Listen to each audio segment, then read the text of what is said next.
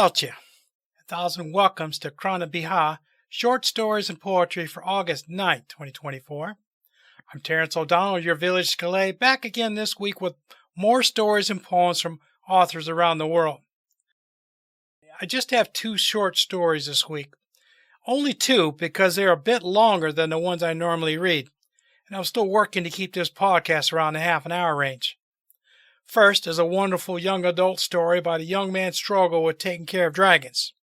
This is a continuation of previous stories from this writer that I've read on here before. Then my second story is a scary one that I think everyone will like. So gather around once more and let me read to you under the shade of the Crann beatha, the Tree of Life. And my first story is entitled It All Comes Down, A Storm and a Copper Flower by Violet Lovely, published in the Crann Lore. What did an elf have to do to be left in peace? Adopting a copper dragon wasn't one of these things. Fallon's home was a mess, and not because it creaked like a house ready to collapse, but because of Joey's hoarding and his need to rebuild his nest daily with new copper items he acquired from God's knew where and how. Joey, at his firm tone, the tiny dragon whimpered. Were you at Mrs. Willow's house again? Joey turned away and hugged the large copper flower to his chest. Ever since the dragon had learned to fly, he was sneaking around the neighborhood looking for open windows or holes in shed walls to steal anything he could carry. And since old bark was stinky, Mrs. Willow always had a window open, not to mention that Fallon recognized the flower from the old elf's collection. You have to take it back. He put his hands on his hips. Now, or I'll take you and feed you to old bark. Joey puffed out some smoke, knowing that the old swamp cat only ate insects, snails, and sometimes frogs. Fallon collapsed onto the worn couch, the springs moaning under him and pushing against his thighs in protest. Joey let go of the flower and fluttered over to him. A sigh escaped him as dust trickled from the beam. Fall was already here, and he barely had enough money to buy firewood. Fixing the roof wasn't an option right now. Maybe he should reconsider how much he charged for his work, as Akira had suggested. But how could he? Mrs. Willow was retired. The Evergreens had 3 children. Akira was his friend, and most of his clients were in the same boat as the others. Children, mortgage, medical expenses. It wouldn't be fair of him to raise prices. Come, let's take back that flower to Mrs. Willow. Fallon picked up the flower and went to get his coat and hat. Joey climbed into his inner pocket and Fallon handed him the flower. Don't chew on it. You'll give it back to Mrs. Willow.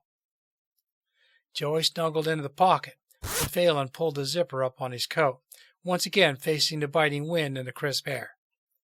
The gathering clouds hid the setting sun, and the view diminished his mood even more. Restaurants were busy with the dinner rush.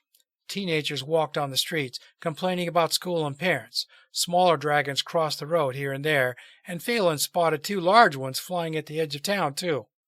With the cold setting in, dragons came closer to elves, seeking shelter in basements, sheds, and attics, just like how Joey had found a safe place in his shed.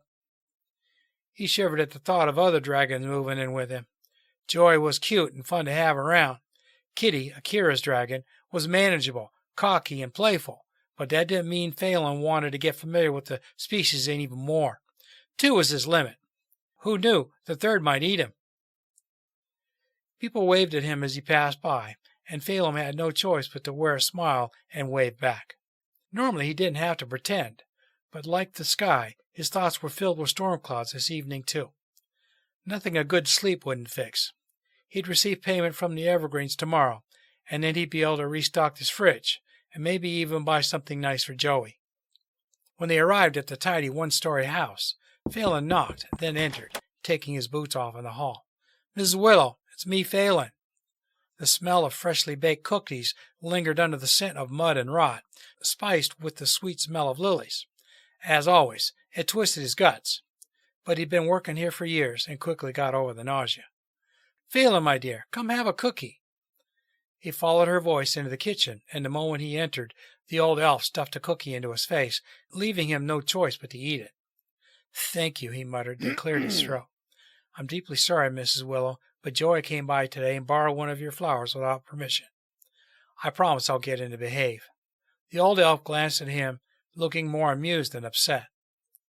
Phelan fished the tiny dragon from his pocket and gave him a serious look. Using his power of suggestion on the dragon, he said, "Give it back." Mrs. Willow chuckled. "He can keep it, dear. I have plenty." Phelan shook his head. "Thank you, but he needs to learn not to steal." Joey whimpered and handed the copper flower over. Mrs. Willow took it from him and patted his head. "Let's see if I have something for you instead." She shuffled into her living room, placing the flower back into the vase with the others. They went through the few drawers. Old Bark watched them with unmasked boredom from the couch. "Here it is." Mrs. Willow handed a copper paper clip to Joey. "For your nest." Joey took the paper clip with his mouth and ran up on Phelan's arm to settle on his shoulder. "Thank you, Mrs. Willow." Phelan looked around. "Is there anything I can help you with?" She sat in her armchair and pulled a thick blanket over her legs. A moment later, Old Bark was in her lap. With the cat's movement, the stench seemed to move in the air, too. "No, my dear, I'm fine, thank you. See you next week." Phelan nodded. "Have a good night, Mrs. Willow, and again I apologize for Joey's behavior." After tucking Joey back into his inside pocket, Phelan left the house to go home. He waved as Mr. White Oak was closing his shop, and the man waved back. When Elisha Evergreen walked past him, only murmuring a quiet hi so her friends didn't hear it, Phelan smiled. Being 15 surely was a confusing age. When he reached Miss Stardust's house, he quickened his steps, because Sunday seemed to sneak out when he was around, and he wasn't in the mood to climb a tree or the roof, especially with Joey in his pocket. "Oh, Phelan, wait up!" Elena ran up to him, holding a large basket in her hands. "I'm so happy to catch you. I saw you head to Mrs. Willow's, and—" She trailed off, and her cheeks reddened. Phelan shifted uncomfortably, but smiled. "Hi, Elena." She opened the basket and handed him a loaf of bread that was still warm. "For helping me the other day. I know it's not much. You probably have bread at home, but," she shrugged, "this is all I can give you." He didn't. Actually, he was lucky if he had some smoked sausage to go with the bread. Maybe an egg or two. Phelan took the bread and smiled. "Thank you, but it was nothing." She tucked her hair back behind her ear and peered up at him. "You saved candy from a car. It wasn't nothing." He took a step away from her, not sure how to react to her flirting. "Thanks. I have to go feed Joey." "Sure." Elena smiled at him again, and he just waved awkwardly before rushing off. Elves were so weird sometimes, and he wasn't sure what this hype was around love and dating. All he needed was a bed to sleep in, a few close friends, and his job. Cats were definitely more predictable than elves. Fat, icy drops of rain fell from the sky by the time he made it home, so he revived the fire and placed Joey's nest closer to it. The beams moaned under the heavy rain, and soon he enjoyed the company of 4 buckets in the living room while having dinner. During the night, the wind picked up, and the house creaked louder than normal, not letting him drift off to sleep. Thunder shook the windows outside, and Joey climbed under Phelan's blanket for heat and comfort. One of the snaps of thunder came from extremely close, and Phelan felt the chilling wind on his face along with the spray of rain. Did the wind break a window?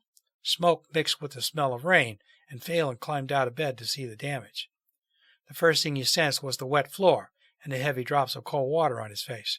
Then, in the dim light of the dying fire, he saw his roof, in the middle of his living room. Joey's nest was scattered under the ruins of his home, while fire licked at the end of the beam in the fireplace. Phelan's throat squeezed shut as he took in the destruction. How could he ever pay for the repairs? Winter was approaching, and he had no roof over his head. Tears of despair and anger escaped his eyes, and he wiped them away with the back of his hand. "Come," he said to Joey, "let's pack a bag."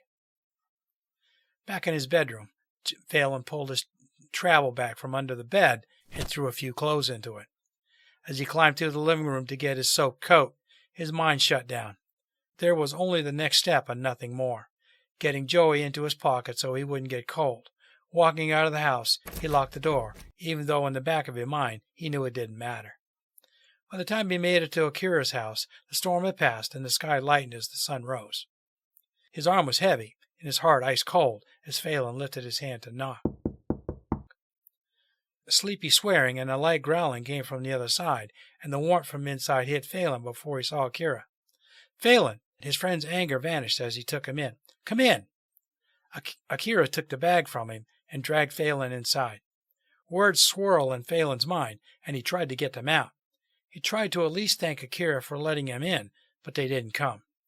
His body was trembling, and it was only partly because of the wet clothes on him. Phelan was stripped from his soaked, cold clothes, and Akira's thick cotton pants and a sweater hugged his body. He nodded, or at least tried to, as Akira pushed him onto the fluffy couch, wrapping a blanket around his shoulders. "Come, little guy." Akira swooped Joey up, placed him in a copper bowl, and put him on the embers of the fireplace. "Just let Kitty know if you need more warmth." Kitty put her head in Phelan's lap, while Akira prepared 2 mugs of hot tea, and Phelan absently ran his fingers on her scales. Smooth, shiny, just like everything around him, and nothing like his own home. "What happened?" Akira asked, handing him a steaming mug. Phelan stared into the tea. The only sound escaping him through the knot in his throat was a quiet sob. "The roof?" Akira asked. "The termite?" Phelan nodded, and finally looked at his friend, pleading without words not to lecture him about it. He couldn't take it now. Not now, not from Akira. "Let's get you to bed." Akira took the tea from him, picked up Phelan's bag, and headed towards the guest room. "You need sleep." He did. He needed more than just sleep. He needed to figure out where he'd live and how he'd pay for the repairs, because there was no way he'd get a loan or ask for one from Akira. He'd been so proud to save up to that cottage-like house and buy it on his own. Everything about that place was romantic, peaceful, and it was his. If his father got word, Phelan closed his eyes. No, he wouldn't think of his father. Nor would he accept his money. He'd deal with this alone, just like he dealt with everything else in his life. Despite his troubling thoughts, exhaustion won, and he drifted off to sleep. When he awoke, the sun was low in the sky, but he didn't feel better. The weight of the events came crashing down on him with renewed force. He was homeless for the second time in his life. Clattering and laughing came from the living room, and Phelan shuffled to investigate. Neither sound matched his state of mind, but the world couldn't stop and grieve with him, especially not over a stupid little house. He'd figure it out. He always did. Kitty was lying on the couch with disgust on her face, while Akira and Joy seemed to have the best time of their lives. Phelan and Akira grinned at him from a pile of copper items.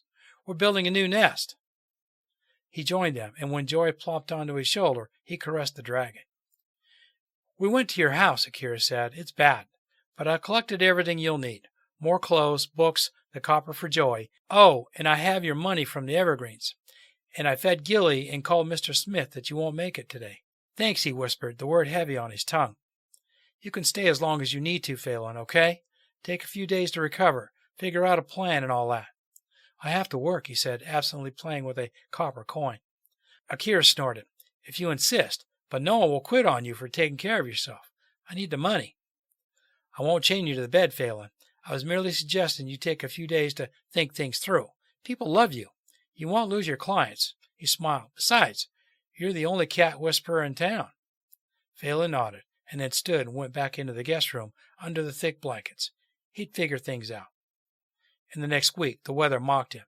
After that storm, it was sunny and uncharacteristically warm, and somehow he was more busy than usual, like the whole town was on a mission to give him work. And every time he tried to go to his house, Akira was there, dragging him to a restaurant, a grocery store, or back to his house, telling him that there was nothing he could do right now. Phelan was too exhausted in every way possible to argue with Akira, but every day he tried to sneak away, he was stopped in his attempt to go home. By the 9th day, Phelan was so worked up by not being able to see the damage that he skipped visiting old Bark to comb his fur, knowing that Mrs. Willow could do it, and he'd only be there for company. No one could stop him this time to see his own house. "Phelan," Elena ran up to him. "Kenny has this weird sneeze. Can you take a look?" "Call a vet," he snapped, and sick and tired of people stopping him all the time. She blinked at him. "Are you okay?" "I want to see my house." He stepped around her, determined to make it home. "Okay, but can you come over right now? I have something for you. Did you have lunch? I have some chicken noodle soup and fresh pastry." "What else would the baker's daughter have?" Phelan sighed. "I really need to go." "I can't let you." Her hands covered her mouth the moment the words were out, and Phelan stomped back to her. "What do you mean you can't let me?" Anger and confusion broke through the numbness in him. "What's going on?" Alina chewed on her lower lip. "Akira, he told us not to let you go to your house." Phelan shook his head, not believing what he was hearing. It's my house. I can go there whenever I want to. He turned on his heels and marched down the streets, ignoring everyone else who tried to stop him or talk to him. He was done playing Akira's game. He'd see his ruin of a home to know how dire the damage was. 9 days was more than enough to prepare. When he rounded the last corner, he spotted Kitty flying above his house, but the view was blocked by trees. What was Akira doing there? As Phelan got closer, the noise of people and labor reached him. What was going on? His legs rooted in the pavement as his mind tried to process what he saw. His house had a brand new roof, and not just that, new windows too, and a new door. At least 15 people swarmed the place, shouting orders to each other, sawing, hammering, climbing ladders to finish with the last rows of tile on the roof. Somehow Phelan got his legs moving again, staring at his house, not sure this wasn't a dream. "Oh!" Akira waved to Alien Evergreen to take over at the window and jogged up to Phelan. "You weren't supposed to be here." He tried to turn him away. "Let's go home." "This is my home," shook Akira off. "What's going on here?" Akira shrugged like it was no big deal. "I knew you wouldn't accept money from me, so I called a town meeting. Well, the mayor did, but that doesn't matter. I told him what happened in hopes of raising some money, for the roof. And then this happened." He gestured towards the house.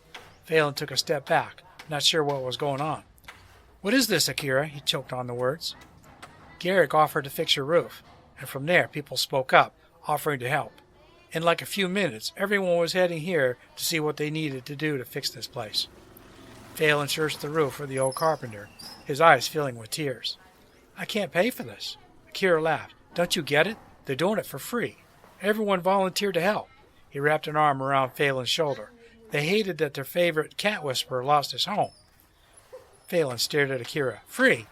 You aren't paying for this behind my back, right?" "If you stayed away one more day," Akira sighed, "I'm not paying for this. Come, take a look around. We're waiting for the rest of the furniture and doing the finishing touches. You'll love it." Phelan let Akira pull him towards the house. Even his fence was replaced, the teenagers working on the last touches of paint.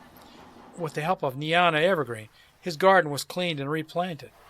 People grinned at him, shouting their greetings, but all Phelan could do was stare like a fish in a tank. The inside was even more impressive than the outside. The smell of fresh paint still lingered, but the stink of mold from the old roof was gone. "Bedroom window is done," someone shouted. "Goris, you're up." A large elf, Mr.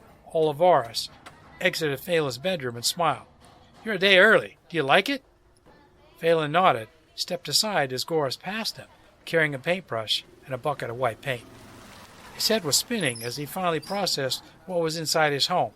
Everything was fixed. His furniture was replaced. The couch was the one the Evergreens replaced during the summer. The dining room and chairs were a mismatch, but somehow it fit.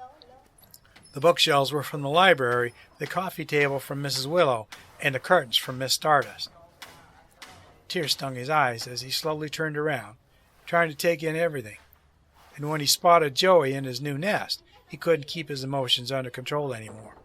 Joey had a whole corner for himself next to the fireplace with copper shelves, drawers, coins, paper clips, and more. Even the flower he'd stolen was there, right above the bowl that worked as a bed for him.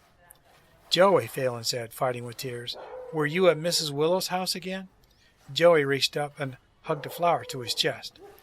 "Don't worry," the old elf said from behind. "This time I told him he could pick one he liked." Mrs. Willow hugged him, the embrace surprisingly strong. "Thank you." Phelan straightened his back and cleared his throat. "All of you. I'll never be able to repay this." Mrs. Willow chuckled, and a few laughs broke through the cacophony of noises, too. "It all comes down to helping out those we love." Mrs. Willow patted his arm. Phelan smiled from his heart for the first time in 9 days. "Thank you," he sniffed. "I guess I should go back and tend to old Bark then." She waved. "No need. I was asked to keep you busy," she winked. "We all were." Phelan turned to Akira. "Thank you for this." Akira waved. "It was a town, not me." I'm going to take a break right now before I get into this story. And I'll be right back here in a couple of minutes. During this break, I wish to ask for a donation of any amount to help me keep this podcast going. I'm fine with whatever you can afford, using whatever currency you want.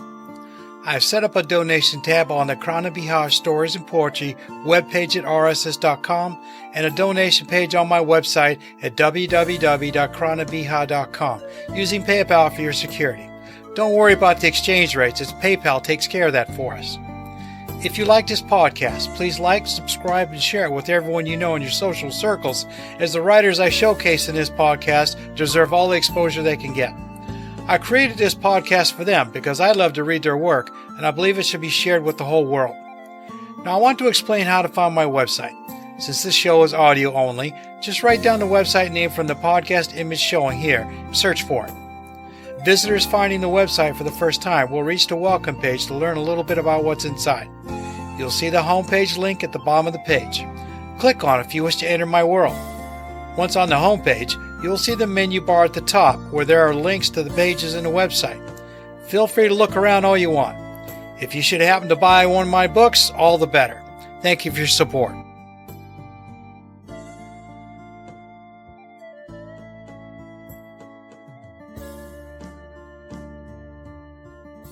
Welcome back. So as I said, my next and last story is entitled The Prophet's Inquisition, A Light Against Heresy Most Foul by Lucas Unger, and also published in the Crann Lore. And as I said, this is a scary story. The father's corpse swayed on a sturdy oak branch, thick with the fluids and stench of decay, staining his once golden vestments black. His neck strained against the rope, leaving behind a deep purple outline of congealed blood. Above, a murder of crows circled and screamed, waiting for an opportunity to return to their feast. Inquisitor Valor scowled. "Why is the body still in the tree?" he asked the scrawny town elder, Lofort, who fidgeted beside him. "This is unacceptable." "Apologies, my lord." He bowed his head, sending a tremor through the gnarled cane in his hand. "It is poor luck to touch a dead holy man. Doubly bad luck when he is in this state." Valor scoffed. "He would not be in this state if you had not let him hang for days." "Certainly, my lord, certainly, but you must understand." "I must do nothing of the sort." He let the words linger in the air and took a step towards Lawford. "Remove him by the morrow, or I shall hang a man to join him for every day he has been rotting. Understood?" "Yes, my lord. Certainly, most certainly." The elder bowed so deeply, Valor was afraid he might keel over and bury his face in the mud. Respect born of fear is better than none at all, he thought. "Good. My men and I will take up lodging at your inn. The witnesses are to present themselves tonight." His words took on a sharp edge. "If they don't come, we will find them. My mercy is stretched thin after this display." For a moment Valor detected distaste in the old man's expression, but he quickly regained his senses. "Of course, my lord, whatever you need, I will make quick work of it." "Get on it, then." He didn't wait for Loford to reply. He had wasted enough time on the old fool. Inquisitor Valor understood the difference between apprehension and a heretic's panic. This one wasn't capable of murder. He just wanted the strangers gone from this quaint place in the world. Reuben and Maurice waited by the deserted market stalls sprouting from the town of Pelmont's main square. This was a small frontier town where most roads were little more than muddy trails, and homes were built from timber on foundations of packed earth. One day of steady riding, and all one could see were fields of barley. Two more, and civilization would be a mere memory. "Inquisitor," said Maurice, and raised his hand in greeting, "we sent the townsfolk home as you requested. They weren't happy." The young hired blade chewed on some local root, staining his teeth red and purple. The executioner next to him stood in silence, looking far off into the distance. "Their happiness isn't my concern, nor should it be yours, soldier. This place is in a deplorable spiritual state." Valor's eyes took stock of the market stalls, mostly empty aside from some produce that had been left behind. "What did you find, then?" "Heresy." Maurice reached into his overcoat, pulling out a queer wooden talisman, decorated with feathers and dried flowers, a small copper coin bearing the image of a naked pregnant woman, a rough-spun sack containing black tallow candles. "We made note of the peddlers who carried these wares." Valor sighed and took hold of the talisman before crushing it in his armored fist. "We aren't here to follow up on every superstition and backwards tradition we find. Look around." He gestured towards the overgrown stake palisade surrounding Pelmont. St. Hitma's creed is still a novelty in these parts. We must expect some peculiarities. Did you question the offenders? Reuben stared at that. Questions and answers were his specialty. Briefly, Lord Inquisitor. His voice carried with the sound of gravel beneath riding boots. All of them traded their wares from a young woman, some dead craftsman's daughter. A wise woman, they say. Most godly, they say. He spat. A craftsman's daughter minting coins? He considered the smooth indentations on the copper token. This was finely work for a place such as this. Very well. Bring her in with the others. Valor signaled them to come along. To the west, the setting sun streaked the sky red, while in the east the first glimpses of a sickle moon marked the horizon. The Inquisitor whispered a quiet prayer to St. Hitmas. Protect your faithful in the dark, my prophet. The prophet remained silent, as always. Speak plainly. Valor's fist crashed into the wooden bench, sending a bowl and empty tankards flying. The young red-haired woman did not even flinch. Did you see it or not? Thick smoke lingered in the inn's cramped interior, making his eyes water and his head pound. Every witness had been completely useless, stuttering through noises in the dark and vague rumors. Worse yet, he could tell they weren't lying. This one was different. No liar either, but something was wrong with her, an air of inexplicable confidence that clung to her like morning dew. Her name was Melia. She was a tanner's daughter and reeked of piss and iron. Valor knew guilt when it sat in plain sight. Saw him hanging, but most everyone did. He's been hanging near to a week, she said, never breaking eye contact. Maybe he hanged himself. He wasn't a cheerful man. Those words carried a challenge. Who does she think she is? Maurice chuckled and leaned in close. A man doesn't hang himself 9 feet off the ground. It was some fine knot work. Maybe your murderer could teach Reuben a thing or two. The executioner shrugged. A blade is faster, cleaner. He stroked the hilt of the monstrous steel axe on his back, gleaming golden in the harsh light. The sight alone should have been enough to frighten most of them. Not so the red-haired woman. She stretched her neck, utterly disinterested.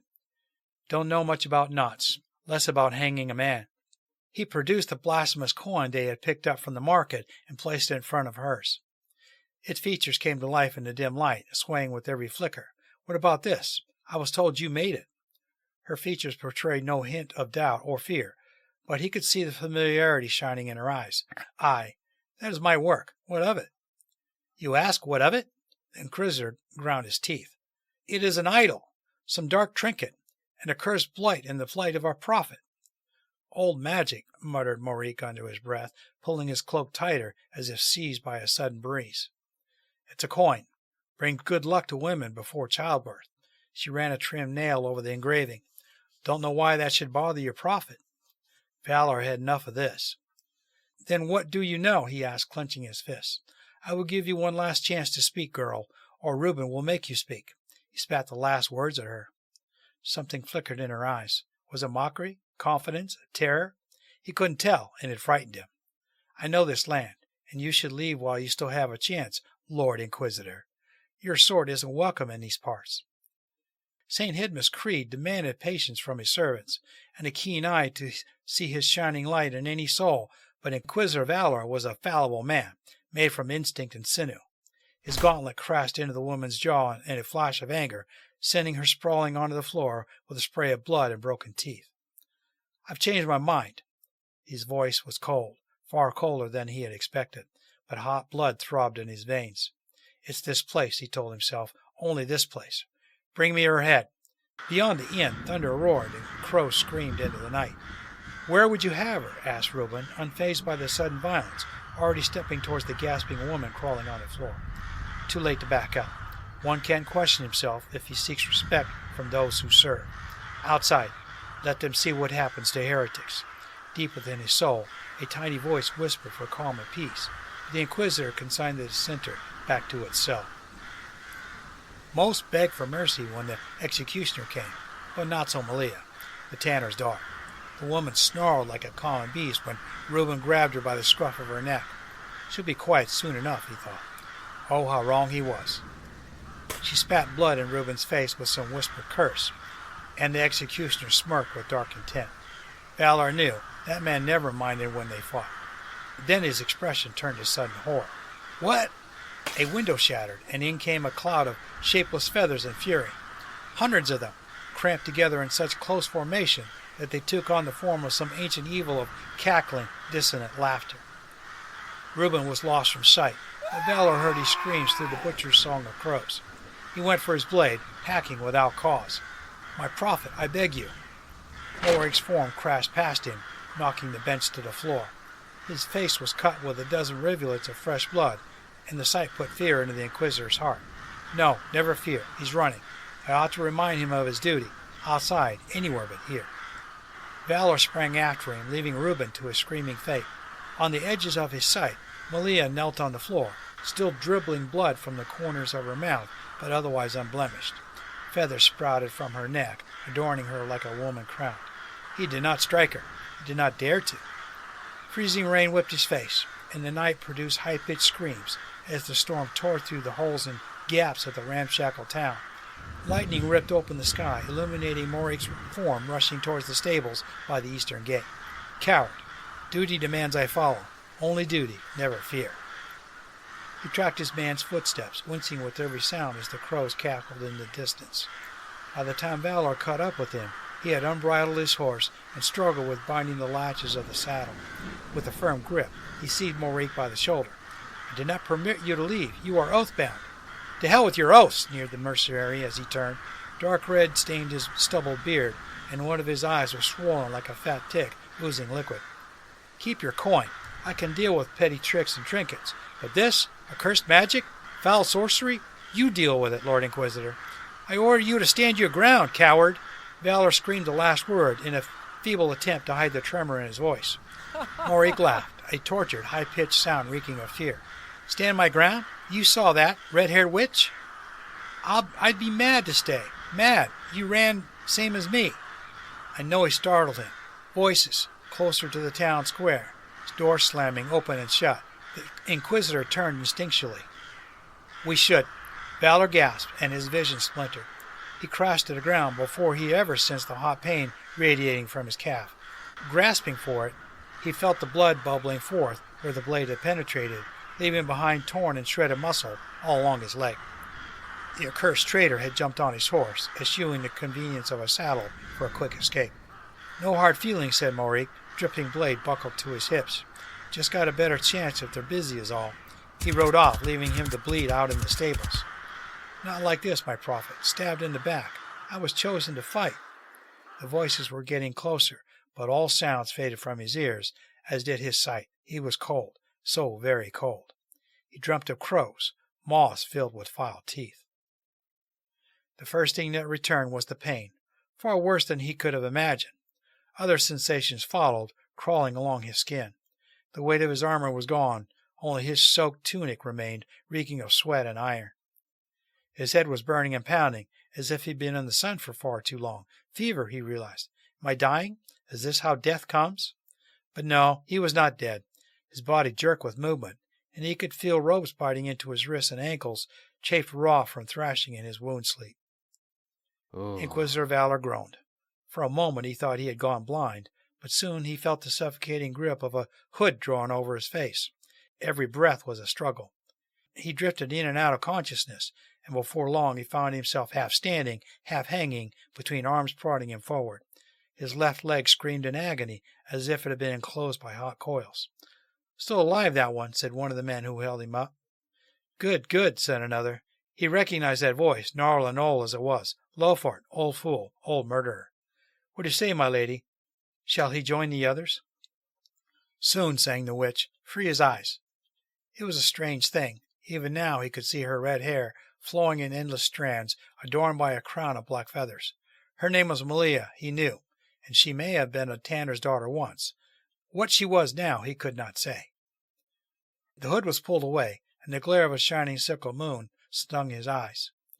Before him stood a dozen men and women, but all he truly saw was the sturdy oak tree, adorned by two fresh corpses swinging in its shade. Reuben would have been barely recognizable, bitten and shredded by a beak and claw, if it were not for the axe hung around his neck like a talisman. The traitor had not made it either, but that thought offered little comfort. The man looked younger than he ever had, eyes bulging out of their sockets from the struggle with the noose. They had not snapped his neck. A more pious man would have gone with peace, but the burden of his sin struck Valor with shocking clarity. There would be no peace for him, and that only left fear. "They'll end you for this," Valor blurted out. "Every last one. Burn this whole town to the ground, and plow the earth with salt and holy oils." The witch's mouth smiled, and the feathers on her neck bristled, but her eyes were cold and dead. "Let me go," he pleaded. "They won't forgive. They will come with fire and steel. You'll burn on the pyre for this, all of you." She stroked his cheek with ice-cold fingers, and for just a moment the facade of the young woman faded and was replaced by a gnarled beast of feather, sinew, and bone. He blinked. The horror was gone. Lawford stepped forward and bowed. "What is your command, my lady?" The witch leaned in, close enough to Valor's ear to bite it off and swallow it whole. "Let them come. My children hunger." She turned to the elder. "Hang him." The rope bit into his neck with each pull, and he did not struggle, for all hope had fled. With his dying breath, he whispered a prayer, but only the crows answered, so very ancient and so very hungry. Light is such a fleeting thing, he thought, before it all came to an end. So as I said, that's a pretty scary story, and I'm going to leave you with that scary story, being the last one I have for you today. I appreciate you stopping by and listening once again, and I hope to bring you some more stories and poems next week. Sláinte. Guru Mahagat. Thank you for listening to the show today. I hope you enjoyed the variety of stories and poems again this week. If you like the show, please like, subscribe, and reply, as this goes a long way towards reaching more listeners around the world. As a Shankay, I hope you will allow me to continue delighting you with a story or poem here under the Crann and beatha. Maybe they will bring you a smile, take you away from your troubles for a time. As I say goodbye this week, I wish to leave you with this Irish blessing as you go about your day. May your path rise up to meet you, and the sun warm your bonnet as you walk down the lane to the pub. May your friends or relations bring you a pint after you retell these stories and poems I give you here. Slán go fóill. Goodbye for now.